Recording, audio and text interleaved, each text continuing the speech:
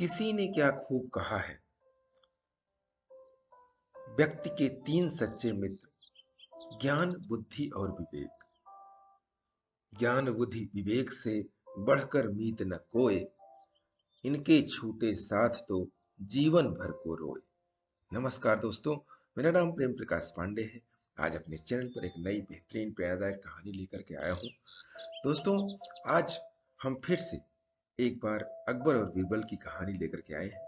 इस कहानी से सीखेंगे कि बुद्धि और विवेक से लिया गया निर्णय हमेशा आपको आगे रखता है।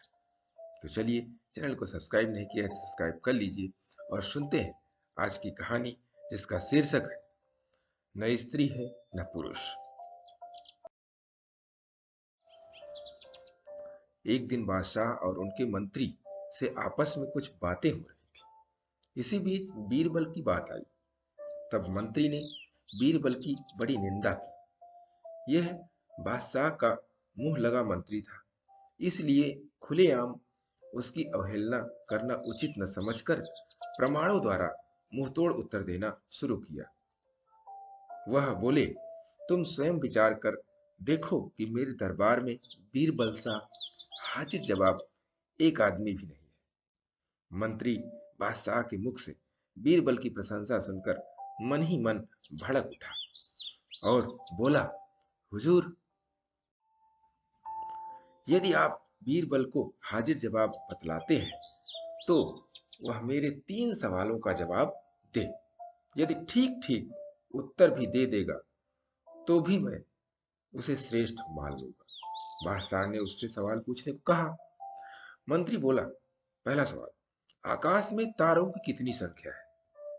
दूसरा सवाल, दुनिया में स्त्री पुरुष अलग अलग कितने हैं? तीसरा सवाल, धरती अपना बीज कहाँ रखती है? बादशाह ने मंत्री को अपने पास बुलाकर बैठाया और बीरबल को बुलाने के लिए सिपाही भेजा। जब बीरबल आए तो उनसे मंत्री के द्वारा पूछे गए तीनों सवालों का उत्तर मांगा। बीरबल ने बादशाह से कुछ समय मांगा और जल्द ही दरबार में हाजिर होने का विश्वास कराया। इतने में बीरबल बाजार से एक बड़ा घोड़ा खरीद लाए और उसे बादशाह के सामने खड़ा कर बोला, मंत्री साहब, इसके पीठ के बालों की गणना कर ले। इसके शरीर में जितने बाल हैं उतने ही आकाश में तारे भी हैं। फिर इधर उधर गौर से पड़ताल कर एक जगह जमीन में खूंटी गाड़ कर बोले, बादशाह सलामत, पृथ्वी का मध्य यानी बीच यही है। यदि मंत्री को यकीन न हो तो स्वयं नाप सकते हैं।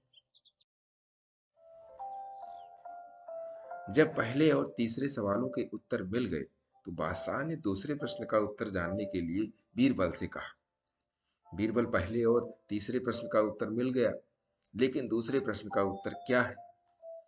दूसरे उत्तर देने की बारी आई तो बीरबल हंस पड़ा और बादशाह को उत्तर दिया, जहां पनाह, यह मंत्री जी मौलाना साहब है या फिर कोई स्त्री। इनके कारण स्त्री और पुरुषों की संख्या बिगड़ गई है, क्योंकि ये न तो स्त्रियों की संख्या में आते हैं और न पुरुषों के ही, क्योंकि इनकी हरकतें तो स्त्रियों की तरह हैं लेकिन दिखते पुरुष हैं। यदि ऐसे लोगों को जान से मरवा दिया जाए तो ठीक ठीक गणना निकल सकती है। मंत्री मौलाना साहब का मुंह छोटा हो गया। उसके मुंह से एक बात भी न निकली। बादशाह ने उसे बहुत कुछ भला बुरा सुनाया। बेचारा लाज का मारा दुम दबाकर दरबार से चला गया। दूसरी तरफ बादशाह ने बीरबल को पारितोषिक देकर विदा किया।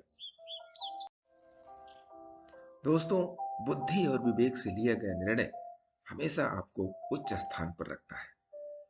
इसलिए बीरबल की तरह अपने विवेक का इस्तेमाल करते रहें और समाज में एक उच्च स्थान प्राप्त करते रहें। अपने बुद्धि और विवेक को तीक्ष्ण बनाने के लिए, शार्प बनाने के लिए प्रतिदिन सुबह 5:30 बजे एक नई कहानी, एक नई उमंग से करें दिन की शुरुआत।